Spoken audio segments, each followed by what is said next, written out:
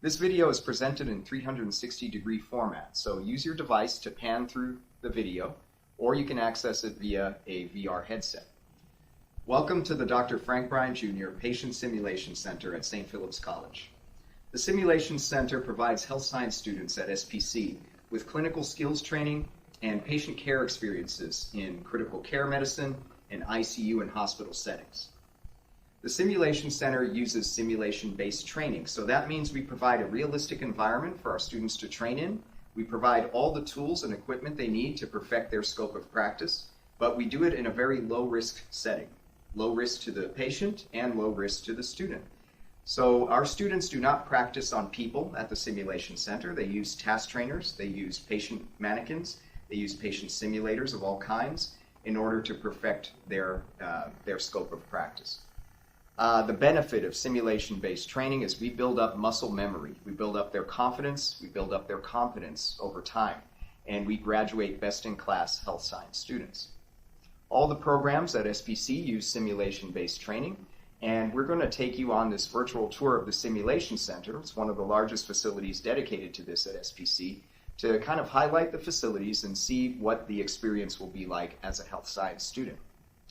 Okay, so right now we're standing in our hospital wing of the Sim Center.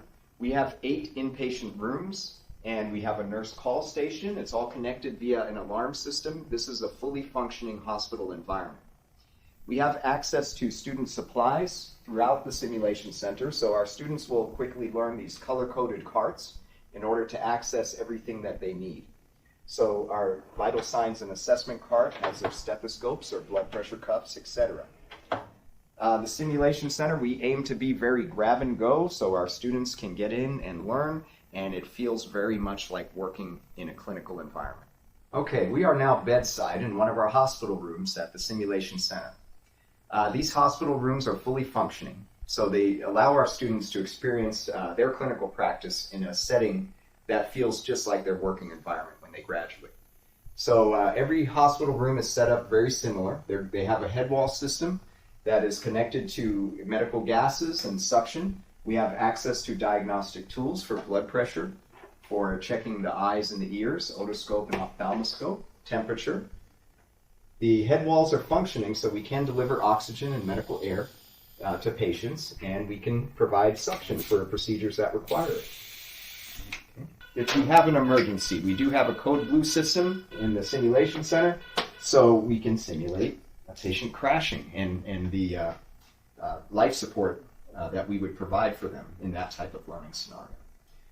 Also, in every hospital room, there is a 3-function patient monitor. We have an EKG with blood pressure and SpO2 monitor, pulse oximetry monitor.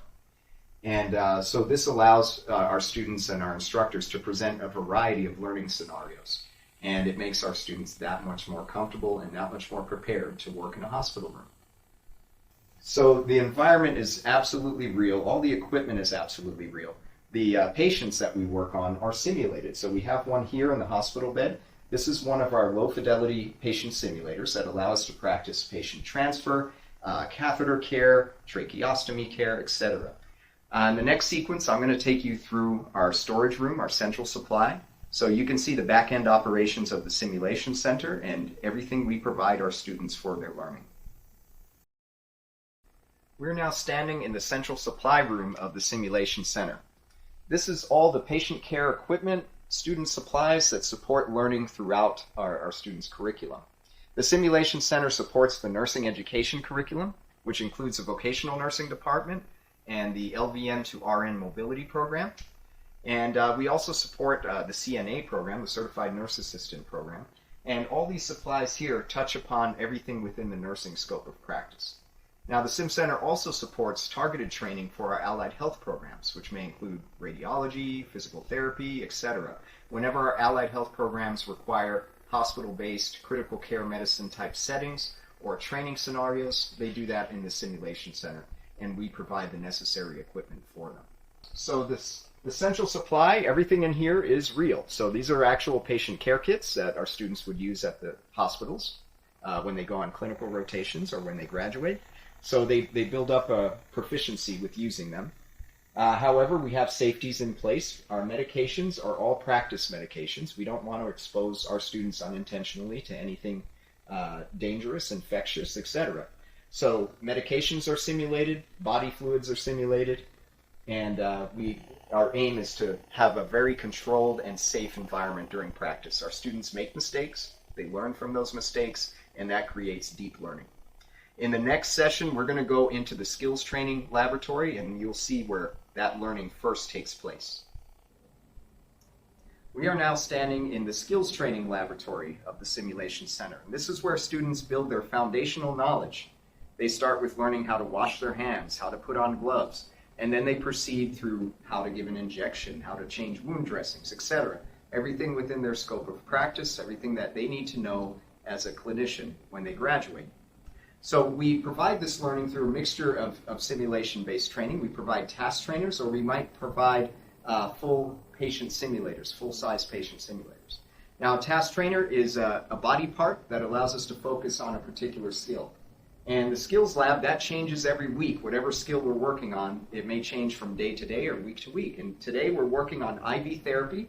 We're working on suture removal and staple removal, and wound care as well. So these task trainers provide a realistic interaction for this type of skill. The students will learn how to select their site for insertion of the IV catheter, how to clean the area, and it provides a simulated blood flow through these veins so that when they access the vein, they can see that they're actually in there. For wound care training, we use a variety of simulators. This is one of them that shows some of the wounds that we might see in a long-term care facility. Different types of bed sores that the patient may get, proceeding to infection, the different stages of infection, and more advanced decubitus ulcers and how to care for them. So again, our students get this training. They build up their muscle memory, but it's at low risk. They're not having to practice on people, and they're at the same time becoming very comfortable with these skills. Now, after our students progress through skills training, we start working in clinical simulation-based training. We put them through simulated scenarios, patient care scenarios. And that's what we're going to look at in the next part of this tour. We're going to take you into one of our ICUs that are designed solely for scenario-based training.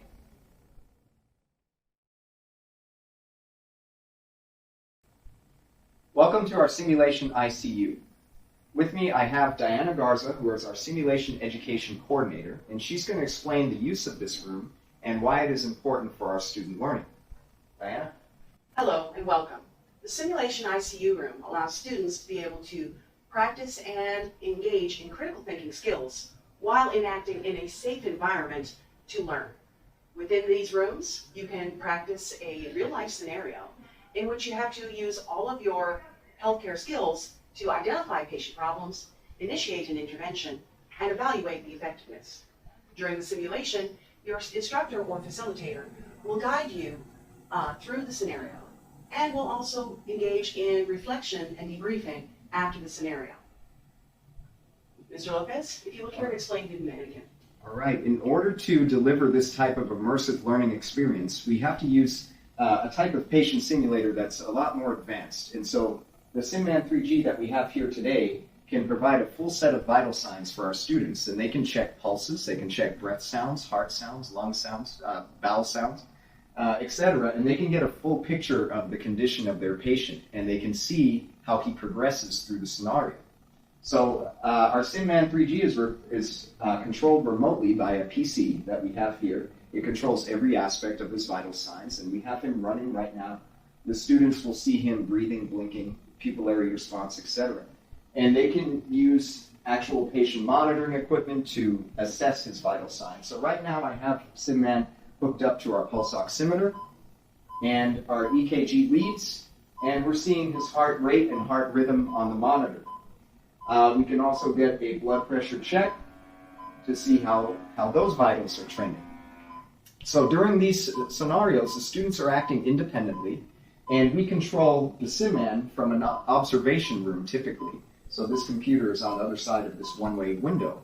And we also tend to record these sessions because afterwards we want the students to be able to see their performance and be able to critique it constructively. We want to see both what went well and what are some opportunities for improvement. And so every scenario is an opportunity for deep learning and a clear takeaway that they can apply in their clinical rotations and their career beyond SPC. So our sim man is doing good with a blood pressure of 124/80, pulse oximetry reading at 97, pulse rate at 80 beats per minute. So sim man is doing good. In the next sequence, we're going to take you into our ICUs for maternal care and for neonatal care as well. Thank you. Okay, the next 3 rooms we're looking at deals with pediatric, neonatal, and maternal care. And so we are in our pediatric ICU. It is also set up with cameras, and it is also set up for immersive scenario-based training. So we have our crib here with our patient ready, and the room is set up with all the appropriate props, diagnostic equipment, bedside equipment like that IV pump that's in the back.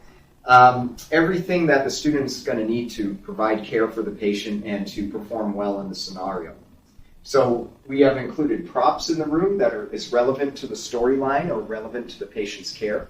And every scenario is unique. So when the students come in, they consult their medical records, they get a briefing on the patient, and they provide the care that's either ordered or that they need to order in consultation with the doctor. Right? The next area we're going to look at is our nursery, where we provide neonatal care. Okay, we are standing here in our neonatal nursery, and we have several different models of infants that our nursing program students will learn to provide care for. And that includes basic care like handling the child, wrapping, swaddling the infant, and checking growth, checking head circumference, checking length, weight, to see if they're growing in a healthy way. We also look at deviations from the norm in terms of exposure to drugs, a child that's born exposed to drugs that the mother was taking. We call this neonatal abstinence syndrome. We might look at fetal alcohol syndrome, and we might look at shaken baby syndrome. So we have simulators to show all of those things to allow our students to encounter what they may see in the real world. So we have our weighing stations over here. This is how we measure the height of the baby. And so we get a really good picture of how they're developing over time. And prior to all this, our students will also learn how to help deliver a child. And we have a simulator dedicated to that we will see in the next room. Okay, we're standing here in the Simulation Center maternal/neonatal ICU. We're standing next to Noelle. She is our birthing simulator, and she gives birth to an actual baby simulator. So our students will experience childbirth from all aspects, from monitoring the contractions of the mother all the way through birth, and then providing postpartum care. After that, we address the needs of the newborn child, and we have an advanced simulator here that provides vital signs of the newborn, and our students can check their APGAR score and then get a picture of the health of the child, see if the reflexes are there, if the pulse is appropriate, if blood pressure is measuring to normal levels, and so they get a whole picture of the ICU environment for maternal neonatal care before they ever set foot into the clinic. So we've seen the simulation center from beginning to end, from the hospital through our skills training laboratory and through our simulation ICUs, which we use for scenario-based instruction. And this is what you will go through as a student in the health sciences program. Whether you're a nursing student or whether you are an allied health professional, you will get some sort of exposure to simulation-based learning.